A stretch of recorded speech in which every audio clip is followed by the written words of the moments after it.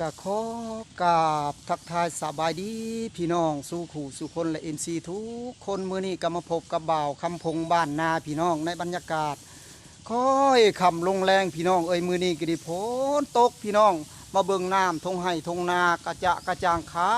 วเต็มไปหมดพี่น้องมาเบิ่งบรรยากาศนี่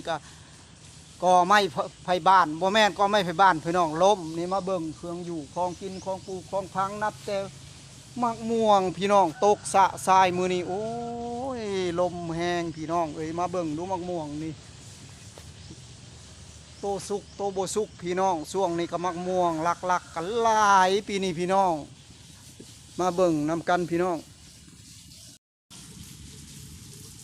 เสียงกบห้องเลยพี่น้องเอ้ยฝนตกมือนี่ก็แห้งลายมือนี่กบก็ห้องแล้วบ้านนี้อยู่บ้านให้บ้านนาเฮาตกแห้งพี่ลึกพี่ลำพี่นี่มาเบิ่งมักม่วงมักมันเฮาของอยู่ของกินพี่น้อง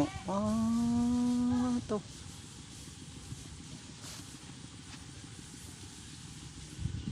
บ้านนี้จะพาพี่น้องมาเบิ่งหน่อไม้กิมซุงพี่น้องเป็นหน่อไม้ของไต้หวันพี่น้องไต้หวันพี่น้องมาเบิ่งนำกันนุ่งพี่น้องบ่าวคำพงรถว่าหน่อไม้ไผ่บ้านพี่น้องแต่ว่าไม้ก็เป็นลำใหญ่พี่น้องเอ้ยซ้ำไม้ไผ่บ้านเฮานี่แหละไม้ไผ่บ้านเฮานี่แหละบ่าวคำพงคิดว่าไม้ไผ่บ้านพี่น้องมาเบิ่งคักๆเป็นหน่อไม้กิมซุงหน่อไม้ไต้หวันพี่น้องเบิ่งดูนี่หน่อบักใหญ่พี่น้องเอ้ยแซ่บพี่น้องหน่อไม้นี่ฮะเคยกินแล้วบ่พี่น้องเอามาจากไต้หวันพี่น้องมาเบิ่งดูนี่ช่วงนี้กับฝนตกพี่น้องเอ้ยก็มีน้ำตอนนี้ก็กำลังป่งหน่อลายพี่น้องมาเบิ่งดูทางนี้ก็เอาไปกินเลยพี่น้องนี่หน่อไม้กิมซุงของไต้หวันพี่น้องมาจากประเทศไทยเป็นพันธุ์ที่แปลกที่สุดพี่น้องเอ้ยมาเบิ่งดูนี่คักหลายพี่น้องบ่าวกำพงก็ยังบ่เคยเห็นพี่น้องตอนนี้ก็ทางเจ้าของเพิ่นก็กำลังล้างรถพี่น้องหลังจากมาแต่วานเข่าพี่น้องก็ได้แล้วเพิ่นก็ได้มาล้างรถมื้อนี้ก็เป็น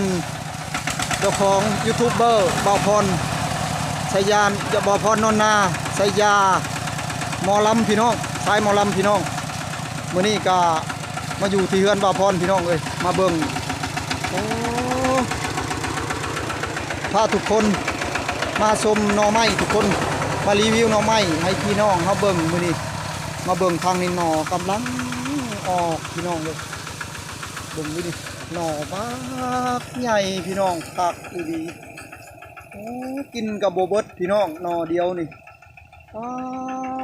ตกคักกะลีพี่เด็กคักกะลีพี่น้อง